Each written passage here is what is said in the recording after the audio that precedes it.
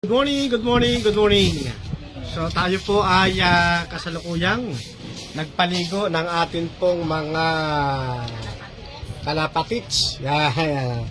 So yan po sila, no? Hindi natin makita, no? So mga bagong paligo po yan mula sa ating English Carrier, tapos sa ating German Beauty, no? Yan, then pinaliguan na rin natin yung mga bago nating baba mula doon sa taas, ano? Yan. Soon ipapakilala ko sa inyo kung anong kalapati sila pagka sila ay natuyo na, yung kasama ng kanilang baby. Pakita ko sa inyo yung baby nila, ha. Pa ito, papangalanan pa namin to, eh. Yan, no? Okay, yun. Teka, ha, ayos ko yung ating yan ang aming ang baby. Yan, binaba ko na rito at tiyak na magsusubuan pa rin to. Okay. Yep.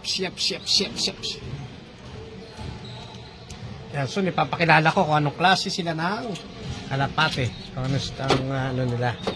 Yan, anong uri. Kasi iba't ibang uri ang kalapate. So, ang ginamit nating pangpaligo, yan, iminix natin itong ito yung common na laging ginagamit ng mga nagpapaligo ng kalapate. Paano nyo ba makikita? Yan. Makita ba? Basta, yan, ha? Yan, yun ang ating ginamit. Focus. Yun. At hinahaluan natin yan ng feather shine. Yan, para yung ating kalapate ay maganda yung kanilang buhok. Hindi makita, ano? Yan, dalawa na yan. Basta itong dalawang ito. Yan. Okay.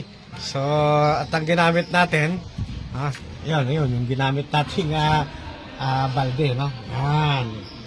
Okay. So, kaya fresh na fresh sila at binuksan ko muna yung ibabaw. May takip ito, eh.